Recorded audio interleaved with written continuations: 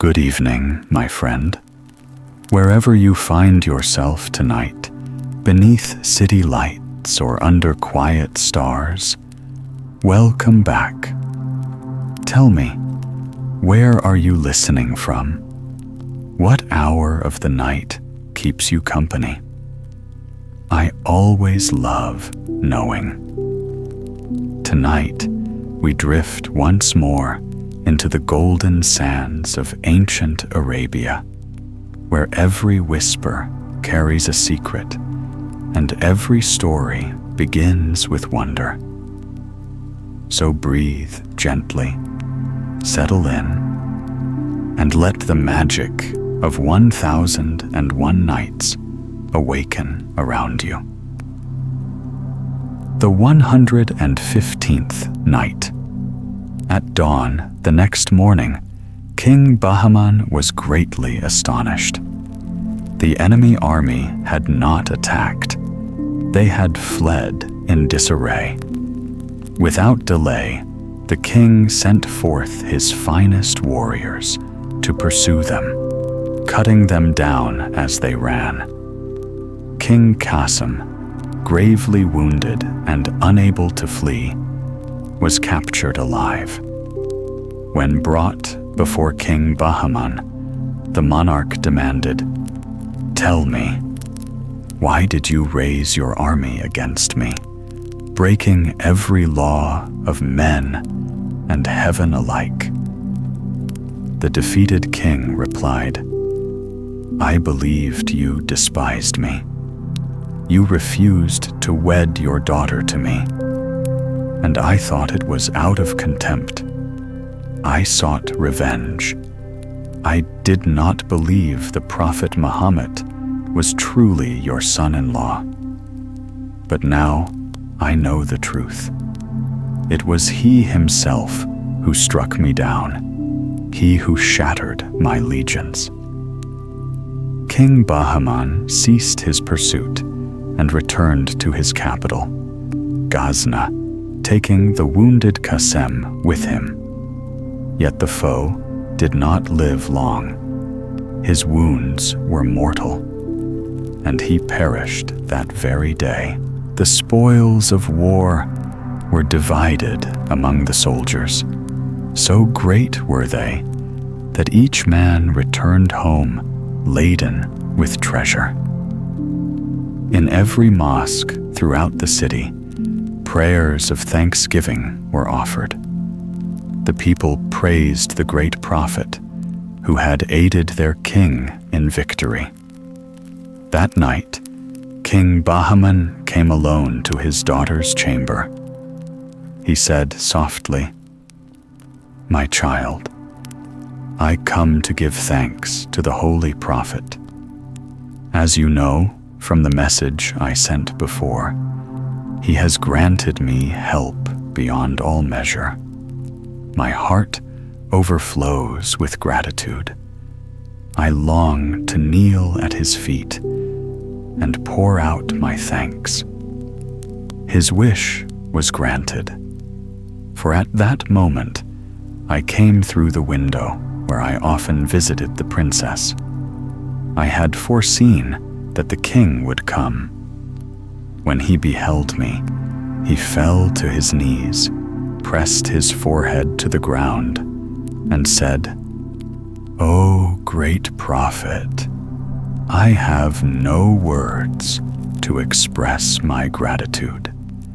You can see into my heart and know how deeply I thank you." I raised him gently and kissed his brow. "Did you think I would abandon you in your hour of peril?" said I. "I have punished the proud King Qasim, who sought to invade your realm and carry away Princess Thirin as a slave for his harem. Fear no more. No mortal will dare lift a hand against Ghazna. Should any defy you, I shall rain down fire upon their armies and reduce them to ashes. After soothing him and promising my protection, I told him how the enemy had fled in terror when stones rained from the heavens like thunderbolts. The king listened in wonder, repeating the same tale told by his vanquished foe. Then he left me alone with the princess. The maiden, grateful for her father's deliverance, treated me with a devotion so tender that I forgot all sense of time. When I reached for my chest, dawn was already breaking. But by then, everyone believed I truly was the Prophet Muhammad himself. Even the guards who saw my flying chest gliding across the sky were not surprised. Truth be told, after driving a mighty army to flight, I almost began to believe it myself. Though King Qasim had been an enemy, the people of Ghazna gave him an honorable burial. 2 days after his funeral, King Bahman proclaimed a festival, both to celebrate the glorious victory and to announce the marriage of Princess Thirin to the great Prophet Muhammad. I thought to myself, if the people celebrate my wedding, should I not perform some miracle worthy of the name they give me? So I went into the city to buy saltpeter, cotton, and a small musket. Mixing the saltpeter with dried cotton, I worked all day preparing fireworks. When the night of celebration arrived, I sent my chest soaring high above the city and set off a blaze of brilliant lights in the heavens. I made sure to fly high enough that no one could see the chest, their eyes dazzled by the fiery splendor. At dawn, I returned to the city and listened, delighted, as people praised the wondrous display. Some said the Prophet himself had lit the heavens to celebrate his wedding. Others swore they had seen him appear, a venerable old man with a beard white as snow, standing among the stars of his own fireworks. Their words filled me with pride and laughter, until I discovered tragedy. My beloved wooden chest, my faithful companion, had burned to ashes in the forest. A spark from the fireworks must have fallen and smoldered until all was lost. When I came upon the blackened ruin, grief seized me so fiercely I thought my heart would break. I tore my hair, struck my head, and wept aloud until the forest echoed my cries. Had I been a father, returning home to find his only son slain and bleeding, my anguish could not have been greater. Why I did not end my life that very hour, I cannot say. Yet what was done could not be undone. I resolved to wander once more, to seek whatever fortune might await me elsewhere. Thus, the great prophet, leaving behind the lovely Princess Thirin and her father, King Bahman, departed from Ghazna. The king and his daughter grieved bitterly, wondering why their divine protector had vanished. 3 days later, I came upon a caravan of merchants from Cairo preparing to return home. I joined them and journeyed to that vast and splendid city. There, I learned the craft of weaving and earned my daily bread. After some years in Cairo, I moved on to Damascus, where I still worked at my loom. To all who saw me, I seemed content, but that was only the mask of my sorrow. In truth, my heart never ceased to ache for the happiness I had once known. The image of Princess Theron would rise again and again in my mind, no matter how hard I tried to banish her. The more I struggled to forget, the deeper her memory wounded me. And so, noble sire, said the weaver at last, this is the full tale your majesty commanded me to speak plainly. I know well that my deceit toward Princess Theron and King Bahman has angered you. I saw your brow darken at my words and trembled in fear. Yet it was you who bade me tell the truth without concealment. Therefore, I beg your royal mercy for the wrongs I have confessed. The story of King Bereddin-Lolo and the Vizier Atanmock continued. After hearing the weaver's story, King Bereddin dismissed him with kindness. Then he turned to his vizier and the trusted prince at his side. The tale of this weaver's life, said the king, is no less strange than yours. And though he, like you both, has not found true happiness, do not think I am ready to accept your conclusion, that no man upon this earth is ever fully content. I wish to ask my warriors, my courtiers, and every servant within my palace the same question. Vizier, summon them one by one before me. At the king's command, the vizier first called in the men of war.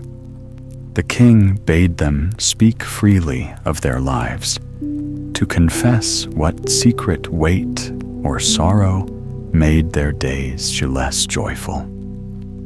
Be honest, he said, and fear no punishment for your words. One after another, the soldiers began to pour out their hearts. One spoke of ambition that burned too fiercely within him. Another confessed he had become miserly and mean in spirit.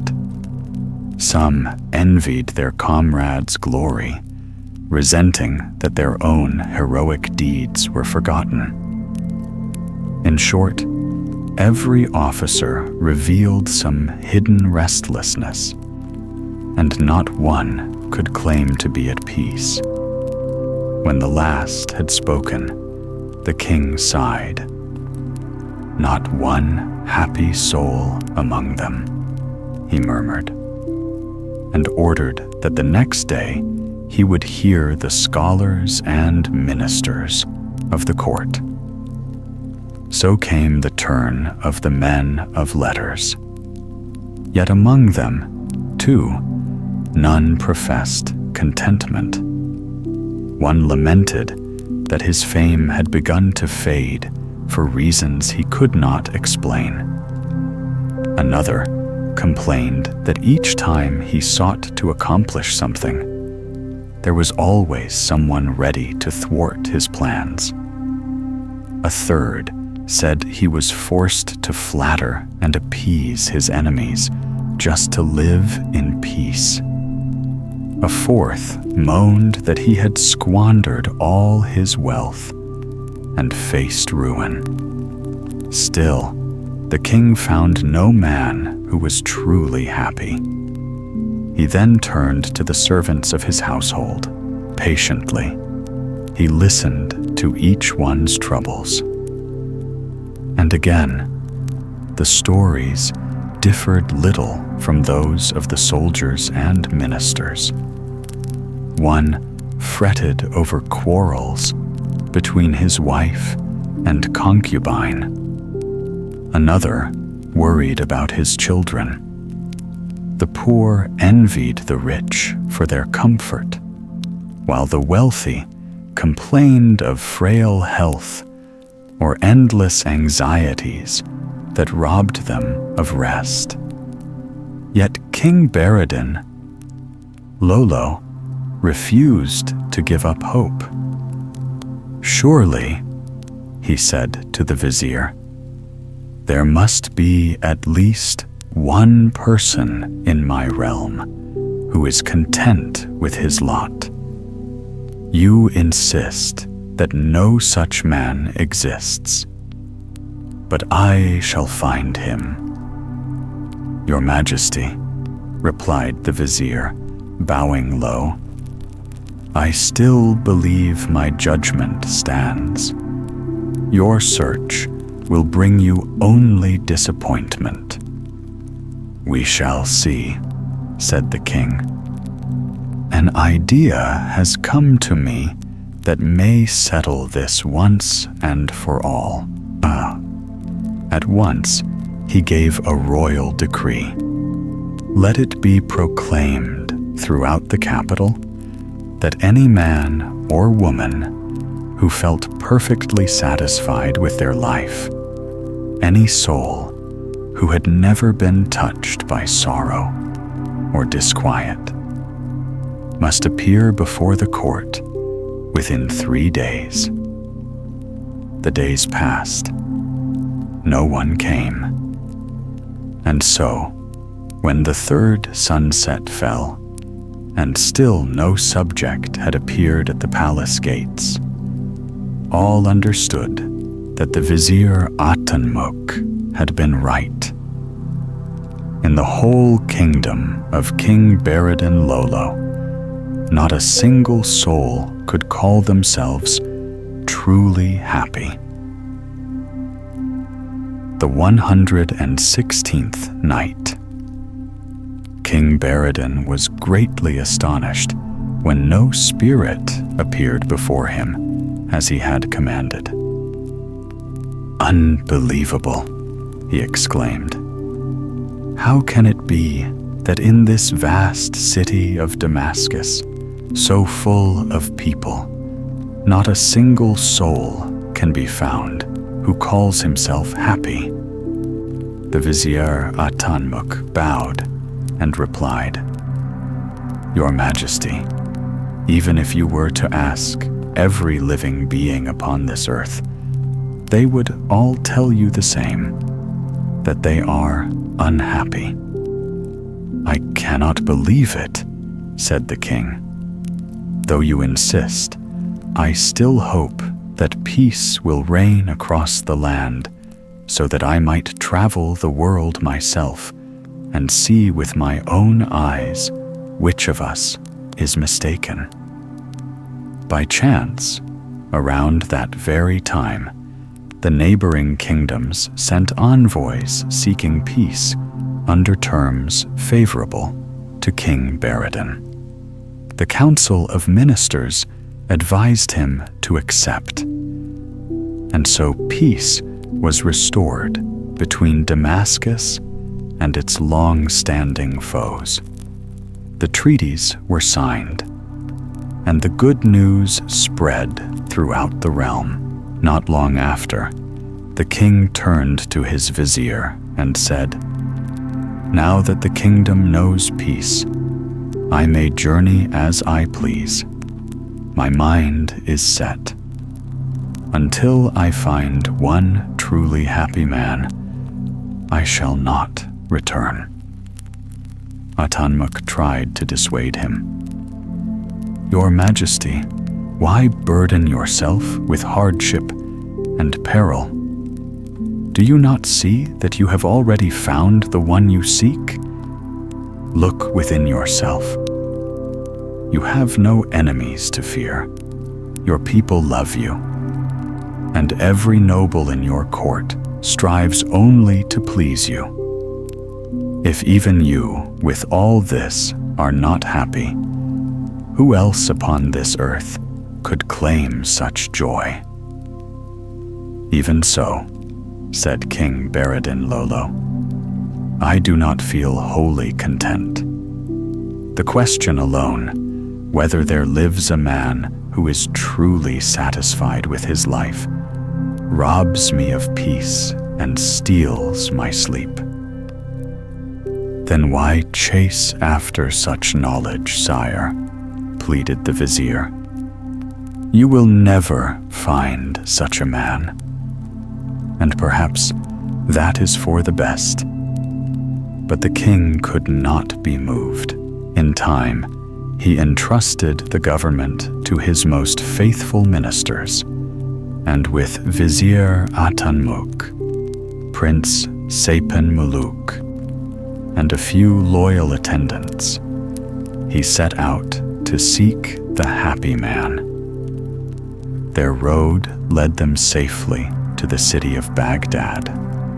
There they took lodging in an inn reserved for foreign travelers, calling themselves merchants of precious stones who had long traded among royal courts. Indeed, they carried jewels enough to make the story believable. And thus, the king of Damascus could move unseen. Together, they went to view the marvels of the city. One day, as they wandered the streets, they came upon a mendicant monk preaching to a crowd. Drawing nearer, they heard him cry, "My dear brothers, what folly it is to toil all your lives for wealth. When death comes knocking, would he grant you one more day in exchange for all your treasure? Never. And tell me, are not the rich the most burdened by care? Do they not tremble for fear of thieves and plot ceaselessly to guard their gold? Their very abundance is their torment. But look at me. I own nothing. I enjoy no comfort. And yet, in my poverty, I am perfectly happy." Hearing these words, the king whispered to his vizier, "You heard him as I did. Our search is over. That beggar is the man I sought, a man content with his life." The vizier answered, "Your Majesty, let us first speak with him privately. It may be that his words are not the truth of his heart." "I agree," said the king. "But if, in our conversation, he declares himself truly content, will you admit that I was right?" "Yes, sire," said the vizier. "If he says so, I shall confess my error." They followed the beggar closely. When he had finished preaching and received alms from the crowd, he retired toward a small dwelling on the outskirts of the city. The king and his companions approached and invited him to join them for a meal. Seeing their fine clothes and guessing they were wealthy foreign merchants, the beggar accepted gladly. He led them to his humble home, which he shared with 2 other monks. When the others heard of the invitation, they too rejoiced. The vizier then placed a few gold coins in the beggar's hand and said, "Go, good brother, and buy whatever we may need to make this a day of feasting and good cheer for us all." The 117th night. The beggar took the money and went off. 2 hours later, he returned with plenty of meat, fruit, and a large goat's bladder filled with fine wine. Everyone gathered eagerly around the table, and the feast began. They ate first, then drank. The more they drank, the livelier they became. Conversation grew more cheerful, especially among the 3 beggars, who were laughing and chatting with great delight. The king whispered to his vizier, "I think we've found the men we were looking for. Come now, admit you were mistaken." "Not yet, Your Majesty," the vizier replied firmly. "It's still too soon to judge. Appearances can be deceiving." One of the beggars, overhearing them, turned and asked, "Pardon me, my lords, what are you speaking of?" The king drew from his robe a pouch heavy with gold coins and placed it in the hand of the same beggar he had met earlier in the street. "My good friends," said he, "please accept this small gift. I only ask that you open your hearts to us in return. The 3 men before you are merchants in partnership. One of them, my colleague, claims that no one in this world is truly happy. I, on the other hand, believe the opposite. Earlier, when we met in the street, you said that though you possess little, you consider yourself perfectly happy. Tell us, then, what we should make of such words. For me, understanding this truth is of the greatest importance. You will greatly please me if you speak sincerely." The beggar accepted the pouch, bowed in gratitude to King Bereddin-Lolo, and said, "My lord, since you desire honesty, I shall speak plainly. I am not happy at all, nor are my 2 companions here. If I boasted earlier of being perfectly content, do not think I spoke from satisfaction. When I said I cared nothing for riches, it was only to stir the compassion of those who listened. We beggars live miserable lives. Do not look upon our outward cheer and think it peace. The happiness men seek is a phantom. I agree with your companion. There is not one soul truly content with his lot. The human heart is never satisfied. The moment one desire is fulfilled, another springs forth, and rest is lost forever. Vizier Atanmock was very pleased with what he heard. He hoped the king would admit defeat and return home at once. The king, too, began to doubt himself, wondering if perhaps he had been mistaken. After taking leave of the beggars, he turned to Prince Sepen-Mulook and the vizier, saying, "This evening, let us visit one last place, the refreshment house called Fiqua. we may find more to learn there. That afternoon, the tavern was crowded. Many regulars had gathered, as they did every day. The king, the vizier, and the prince took seats at a table beside two men of apparent standing who were deep in talk about life's inescapable sorrows. One man said, "No, so long as we live upon this earth, we should not expect heaven to let us dwell in ease and happiness.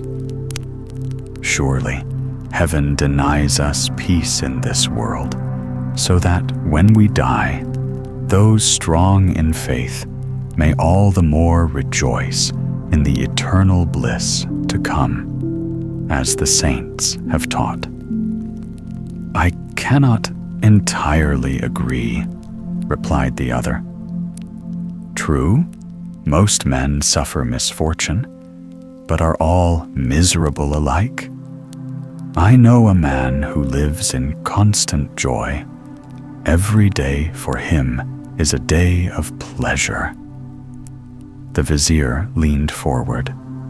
"Oh? And who might this fortunate man be, gentlemen? Where in the world does he live?" "In the city of Astrakhan," answered the man. "He is the reigning king there. I know not if anything is lacking to him, but I am certain no one on earth lives more at peace. His life seems untouched by sorrow or trouble. In short, he is a man wholly content with himself. That is why everyone calls him, most fittingly, the king without care." These words stirred the mind of King Bereddin-Lolo. As soon as they left the tavern, he said to the vizier, "We must journey to Astrakhan. I must see this king without care with my own eyes." "As your majesty commands," said the vizier. "I share your curiosity and shall gladly accompany you." And so, the three agreed to depart at dawn. Upon returning to their inn, they learned that a caravan of merchants from the land of Sieka was preparing to leave Baghdad within a few days. To travel safely, the king chose to delay his own departure and join the larger company. In due time, the three companions reached the land of Sieka unharmed and continued on to Astrakhan, where King Hocmo, the king without care, held his court. As before, they lodged at an inn and presented themselves as jewel merchants. They soon noticed that everyone in the city seemed merry and content. Everywhere they turned, the capital was alive with festivals. Curious, the king asked the innkeeper, "What is the occasion for such constant rejoicing? Has your city triumphed in war or celebrated some great event?" The innkeeper smiled. "Ah, you must be new to this place, my lords. Since the day our sovereign Hocmo took the throne, the city has been filled with laughter and song. These festivities are not for any victory or grand occasion. They are simply the way of our king. His Majesty delights always in cheer and merriment. That is why we call him the king without care." The 118th Night.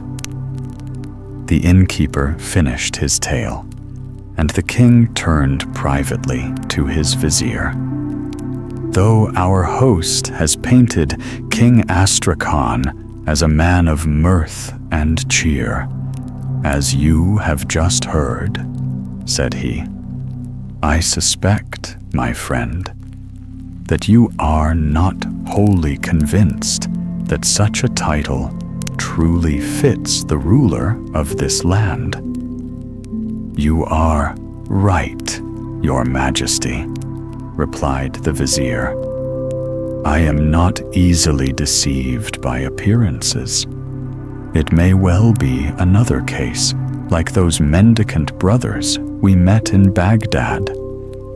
I agree, said the king. You are not mistaken to doubt the accuracy of a title bestowed upon King Hocmo. How could a man burdened with the cares of an entire realm be free of worry? Still, we shall soon discover the truth.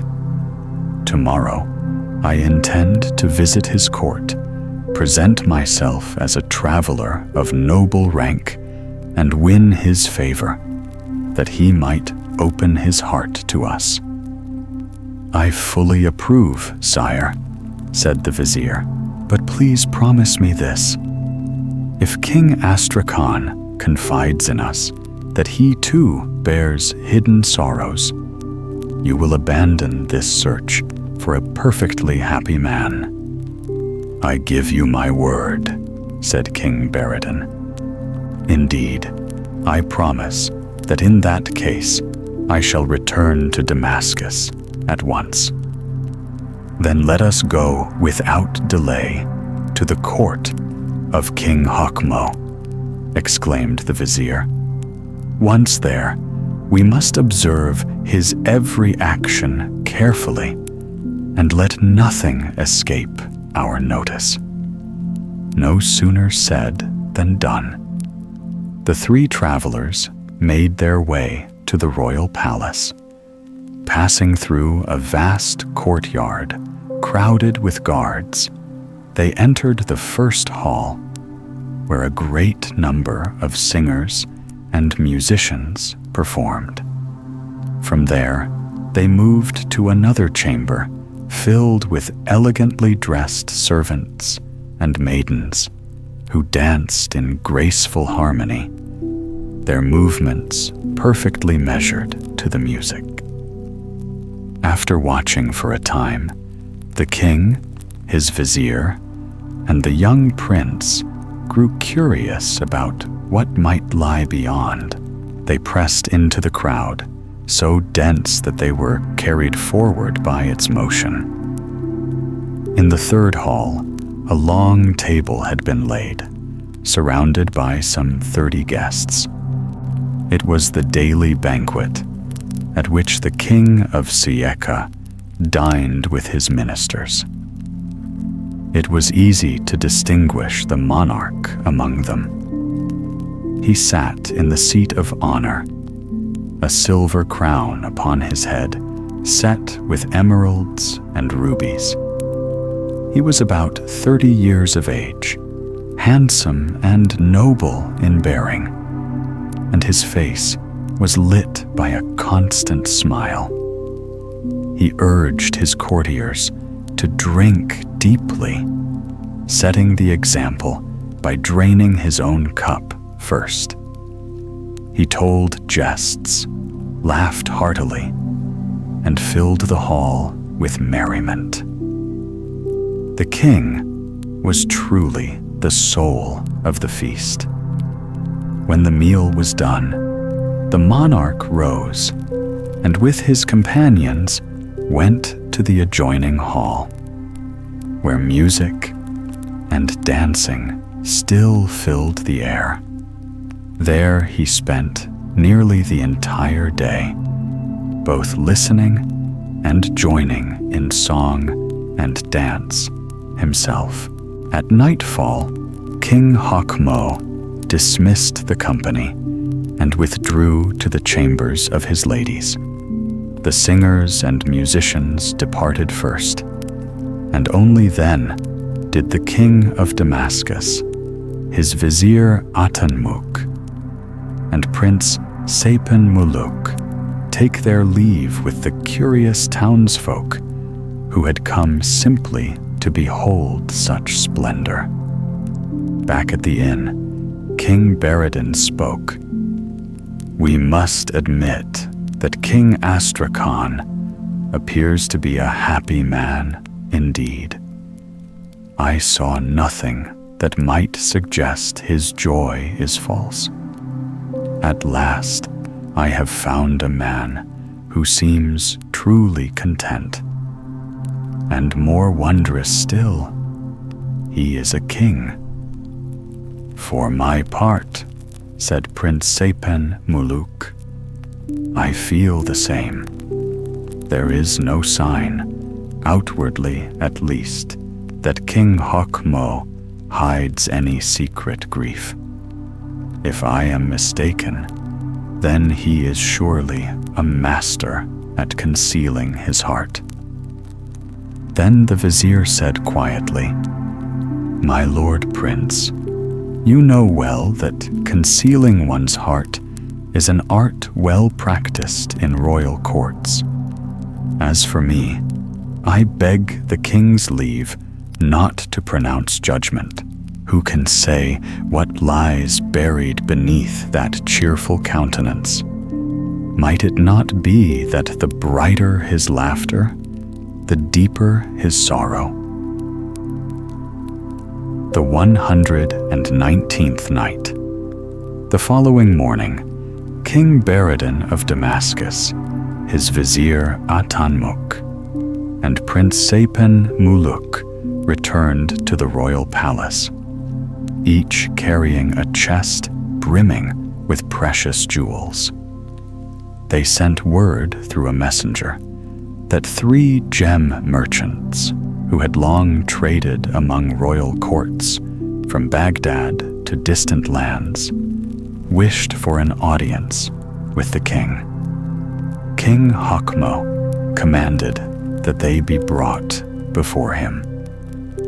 The merchants entered, bowed low, and opened their chests, presenting the monarch with their most resplendent diamonds. The king's eyes sparkled with delight, especially when he beheld one gem as large as a dove's egg. "Ah," he exclaimed, "never in all my life have I seen such beauty. It is as though nature herself gathered every radiant color in the world and breathed them into this single stone. Tell me, from what wondrous land does it come?" The vizier Atanmock, once a jeweler himself, answered on behalf of the merchants, "Your Majesty, only upon the island of Serendip can such diamonds be found. We purchased this one there, and among all the treasures of that realm, this gem is said to be the rarest and most perfect." The king could not take his eyes off the jewel. Then King Bereddin spoke humbly. "Your Majesty, it brings us great joy to see you pleased. We beg that you allow us the honor of offering this stone as a gift. If you were to refuse it, our hearts would grieve." King Hocmo accepted the present graciously, and wishing to show his favor, invited the 3 merchants to dwell for a time in his capital. Indeed, to reside within the royal palace itself. That very day, they moved into the palace. The king assigned them the most splendid quarters and commanded his attendants to serve them with the same care given to him, believing them to be seasoned travelers who had visited many Asian courts. King Hocmo treated them with great honor, hoping that when they departed, they would praise Astrakhan's wealth and majesty. Each day he sent them gifts, sometimes leading them on hunts, other times hosting evenings of music and dance. When he held great banquets, the three were seated in places of honor among his nobles. Every festival was arranged more lavishly than usual, so that the guests might marvel at the splendor of his kingdom. But King Bereddin, his vizier Atanmock, and Prince Sepen Muluk were less interested in honors than in observation. They studied the king's every expression, searching for a shadow of sorrow behind his perpetual smile. Yet, however keenly they watched, they found no sign of unhappiness. At last, King Bereddin said to his vizier, "Master Atanmock, perhaps the rumors are true. This king truly lives without care." The vizier replied, "So it would seem, Your Majesty, yet appearances deceive. We have not seen him by night. Who knows what burdens might haunt his rest when the world believes him to sleep in peace." "But how," asked King Bereddin, "could we look into another man's heart?" "Your Majesty," said Atanmock, "if you were to reveal your true rank and purpose, he might trust you enough to speak openly. Then perhaps the secret of his soul would come to light." The prince agreed, and the king resolved to do so. The next day, the three merchants sought a private audience with King Hocmo. When the chamber was cleared, King Bereddin-Lolo spoke. "Your Majesty, we come to beg permission to take our leave. We have lingered long in your gracious court and must now return home. We depart filled with gratitude for your generosity." King Hocmo sighed. "I do not detain those who wish to leave, yet I confess your departure saddens me. I had hoped you would remain longer. Is my city so dull that it cannot hold your hearts?" "On the contrary, sire," replied King Bereddin earnestly. "By heaven itself, I swear, your court is fairer than that of the commander of the faithful. Your welcome has been so kind that we leave only with reluctance. Yet duty calls us home. For my lord, we are not merchants as you have believed. I too am a king, ruling the land of Damascus. The man you know as my companion is my vizier, and the other is my most trusted prince." The king of Astrakhan was astonished, yet he believed them readily when Bereddin recounted how they had come to depart from Damascus. King Hocmo laughed gently. "So, Your Majesty, your vizier insists that no man on earth is truly happy?" "Indeed," answered Bereddin. "He cannot persuade me otherwise. I have sought happiness in vain, among my own people and throughout many lands. Even in Baghdad, Where men seem content, sorrow lurks beneath their smiles. At last, I heard of a ruler in Astrakhan, whom the world calls the King without care, ever cheerful and serene. I came to see if such joy could be real. Tell me, my lord, are you truly so happy? Do you never know grief, not even in dreams? King Hocmo laughed again and said, "Can it be that your majesty would leave your throne to wander the world in search of a perfectly happy man?" "I have indeed," replied Bereddin solemnly, "and I beg you to tell me truthfully, what lies in your heart?" King Hocmo's smile faded. "Since you ask in earnest, I will not hide the truth. Your vizier is right. No man on this earth is perfectly happy. As for me, I am the most wretched of kings. The joy you see upon my face is but a mask.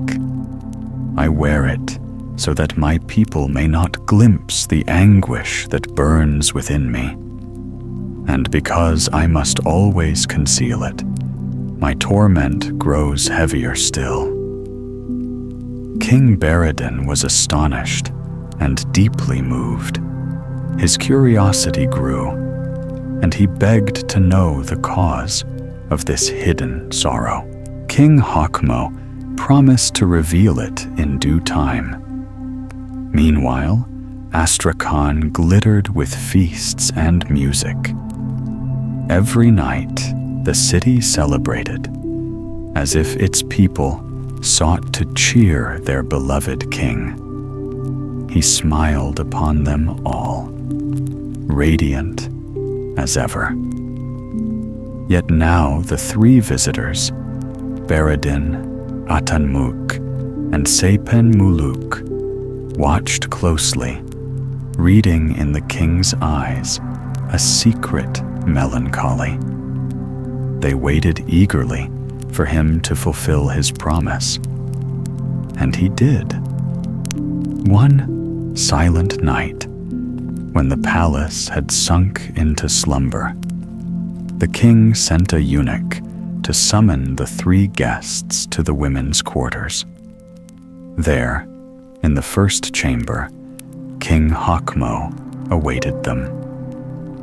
"Tonight," he said, "I shall keep my word. You will judge for yourselves whether I am not the most unhappy of men." He took King Bereddin by the hand and led him through 2 rooms to the door of a third. "Look within," he whispered. Through the open door, Bereddin beheld a woman of breathtaking beauty seated upon a low couch. Her skin was fairer than snow. Her eyes shone like twin suns, and she was smiling as she listened to an old nurse telling a story. "Behold her well," said King Hocmo softly. "Have you ever seen a fairer creature? Confess, even in your own palace, no beauty can equal hers." He turned to the others. "Tell me, have you ever looked upon such perfection?" They could only gaze in wonder. Bereddin admitted she was without equal. Atanmock thought he saw in her the likeness of his lost Zelika, and Prince Sepen imagined her as lovely as his own Bedtime. Then King Hocmo spoke gravely. "This princess whose beauty outshines the dawn, is the cause of all my misery. She is my misfortune." "Does she not love you?" asked King Bereddin gently. "Is she cruel or cold?" "No," replied Hocmo quickly. "She loves me as I love her." "Then what brings you sorrow? You shall see." He motioned for them to remain where they were and entered the chamber. At once, a strange wonder occurred as he drew near. The princess's rosy face lost its color. Her skin turned ashen. Her smile faded. Her eyes closed. And she sat motionless as one dead. The king sank beside her, his eyes filled with love and anguish. "Oh, my beloved princess," he murmured, "open your eyes. Look upon your unhappy husband once more." But she did not stir, nor did she seem to hear. Unable to bear it, King Hocmo rose and left the room. And as he stepped away, life returned to her. Color warmed her cheeks. Light danced again in her eyes. Her beauty bloomed anew. Indeed, she seemed lovelier than before. The three men, watching in silence, were struck with awe beyond words. The 120th night. The three men could not take their eyes off the princess, still shaken to the core by what they had just witnessed. King Hocmo turned to them and asked softly, "Well then, my friends, do you now see in me the happy man you have been searching for?" "No," replied King Bereddin gravely. "On the contrary, we are now certain that your majesty is one of the most unfortunate of rulers. The miracle we have just seen leaves us no room to think otherwise. Yet, may I beg your majesty to satisfy our curiosity? Why did the princess lose consciousness the moment you approached her? And what enchantment caused her to awaken as soon as you withdrew?" "I am not surprised that you should ask," said King Hocmo calmly. "Indeed, I expected this question. What you have seen tonight may seem strange, but if you wish to understand it fully, I must tell you a story, a long one. And since the night is already far spent, I invite you to rest for now. Tomorrow morning, I shall recount it to you." The same eunuch who had escorted the king, the vizier, and the prince to the chamber now guided them back to their separate rooms. That night, none of the three could close their eyes. Each tried to find some explanation for the wonder they had seen, but their thoughts only deepened their sleepless weariness. At last, dawn came. The king, the prince, and the vizier were summoned to the private chamber of King Hocmo, who began to tell them the story of his life. The story of King Hocmo, surnamed the Carefree King. 5 years ago, I felt the sudden desire to travel. I asked my father, the king, who was then reigning, for permission. I pleaded so earnestly that at last he consented. He ordered that a grand retinue be assembled, both to ensure my safety and to let me appear abroad with dignity befitting my rank. My father opened the royal treasury, providing me with vast sums of money and countless jewels to take along. Before I departed, he said, "Wherever a prince goes, he must leave behind a trace of splendor and generosity. He cannot behave like a common man. I wish that when you spend gold by the handful. Let the people be dazzled by your liberality. They will then imagine you possess every virtue heaven itself could bestow." So I left the capital of Astrakhan with a company glittering in wealth and rank. We crossed the river Volga, then the river Yaich, journeyed along the shores of the Caspian Sea, and reached the city of Gengikun. From there, we went on to Jiun, then to Karaku, and at last arrived in the city of Otra. I never forgot my father's counsel. Wherever we stopped, I spent lavishly. I repaid hospitality with princely magnificence and rewarded even the smallest service with royal gratitude.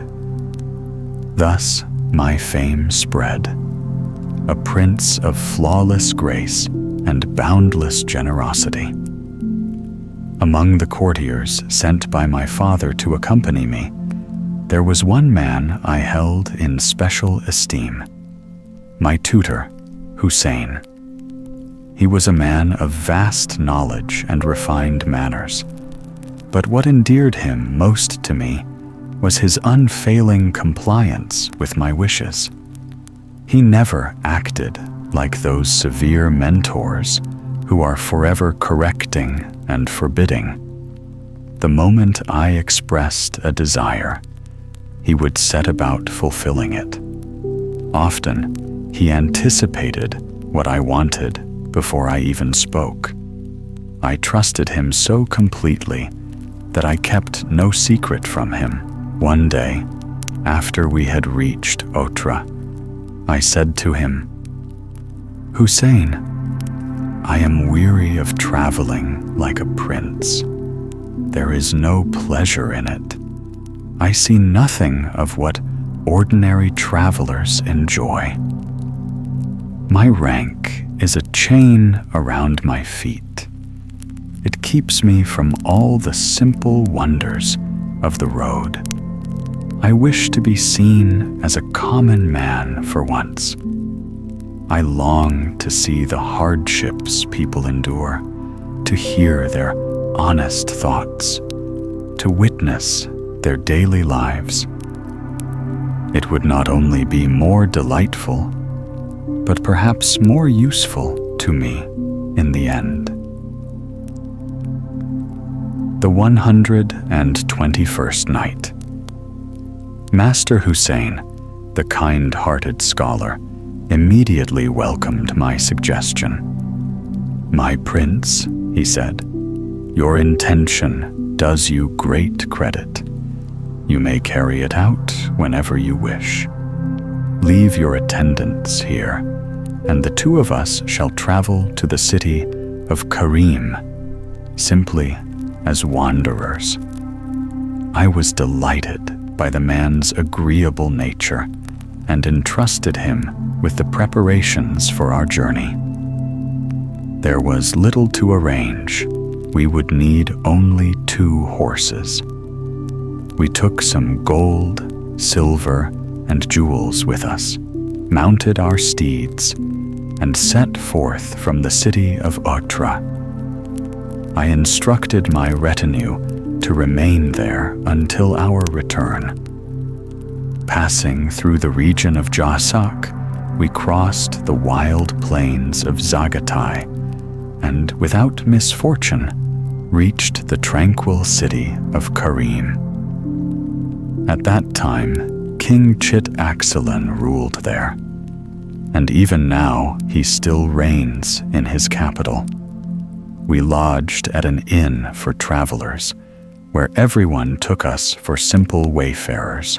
The next day, we walked through the city, admiring its buildings, which were indeed as splendid as rumor claimed. Then, our eyes were caught by a strange structure. It did not resemble the great palaces one usually sees, with a vast central hall surrounded by galleries and smaller chambers. Instead, it was a large walled enclosure, low and broad, and within it stood, at regular intervals, many tall and narrow towers. Curious, we drew closer to see what might lie within. As we neared the towers, faint voices reached our ears. We were not mistaken. Men were inside, though we could not see them, only hear them. Some sang loudly, some burst into wild laughter. This must be an asylum for the mad, we thought. Before long, what we heard confirmed our guess. From one tower came the voice of a madman chanting verses in Arabic, verses praising a beloved woman of unearthly beauty, fairer than all the houris of paradise. O water nymph, whom I adore, fairest tulip beneath the heavens, thy lips are sweeter than wine, thy teeth 2 rows of shining pearls, thy words fall like strings of gems, and in thy golden hair the sun takes refuge. Thy hands are the brushes of the painter, many, who adorned the palace of the Chinese emperor. The man continued his rhapsody with even more ardent phrases, enough to show his mind had been undone by poetry. I turned to my companion. "What do you make of this fellow, Master Hussein?" He smiled gently. "His wits, my prince, have been lost to verse." We left him repeating the same lines over and over, and went to another tower. From within came the voice of a second madman. "O radiant beauty, whose light the sun has borrowed to shine on palaces and humble huts alike, have pity on my heart. Each day I praise the faint ray of thy brightness that finds its way into my gloomy cell. Thou art the architect, I the ruined house. I am the river pouring all its waters into thy love. Thou art the source of life itself. I am the road that leads to thee." In the same tower, another poor soul was singing a mournful tune, lamenting that his beloved took no heed of him, praying that death would soon end his sorrow. Master Hussein turned to me and said softly, "My prince, have you noticed? Every poem, every song speaks only of love. It seems that all who dwell in these towers are prisoners of the same malady, hearts broken by love. The 122nd night. While the learned master was still speaking with me, a local man who happened to be standing nearby overheard our words and suddenly joined in. Why should it surprise you that all those poor souls speak only of love? Love is the very root of their suffering and the cause of their madness, he said. Then he added, You two must be strangers to the city of Karim, or else you would know that every young man who has laid eyes upon our princess, the daughter of our king, has fallen into lunacy. Seeing our astonishment, the man continued, I know what I'm telling you sounds unbelievable, yet nothing could be truer. Ask anyone in this city, and they'll swear to you the same. The beauty of the Princess of Karim brings ruin upon the hearts of men. He went on, From time to time, the princess plays at shuttlecock in the public courtyard. On such days, she wears no veil, and all who pass may behold her face, but woe to the man who dares to gaze upon her. A single look into her eyes, and he is lost, seized by a passion so fierce that it destroys him. Some sink into deep melancholy and waste away, dying of love unfulfilled.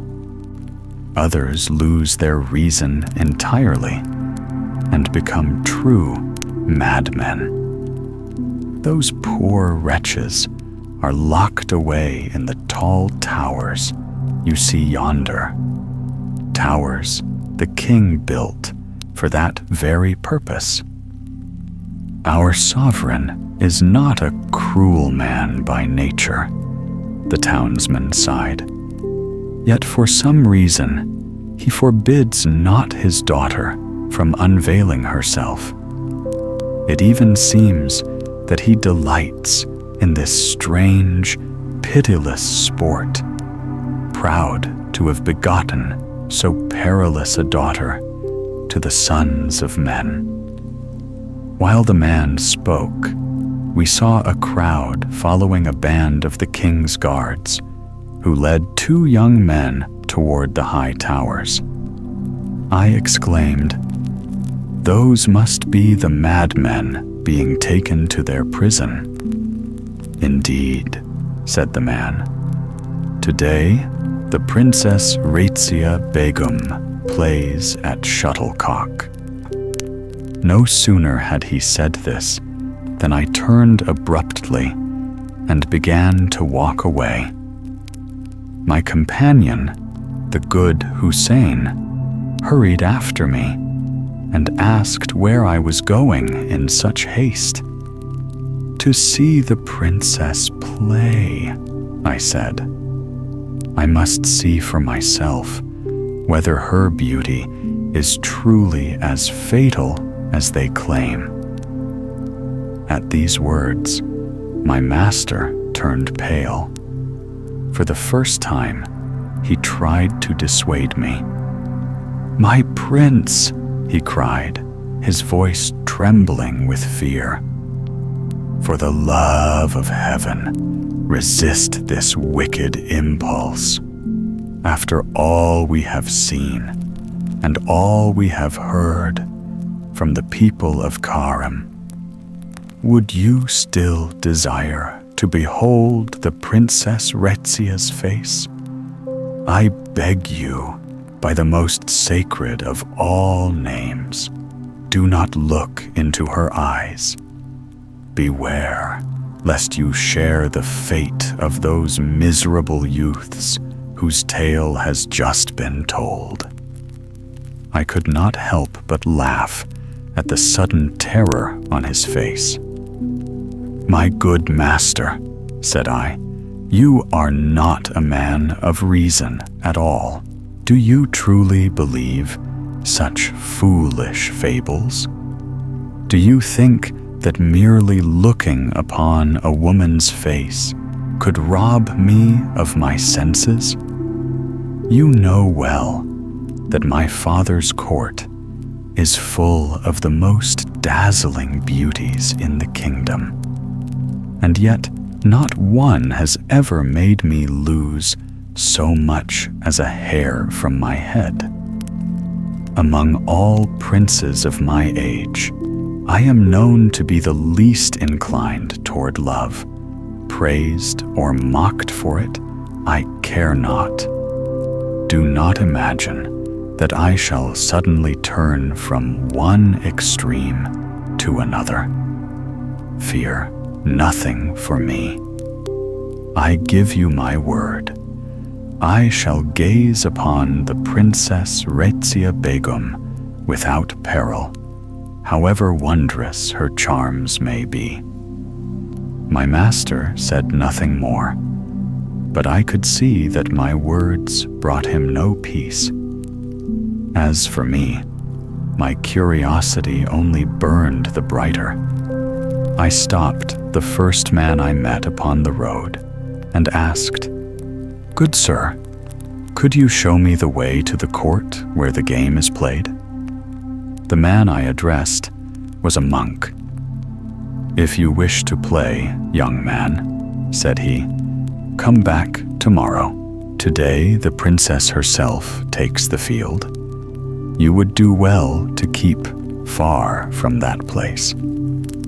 "Reverend Father," I replied, "I do not seek to play.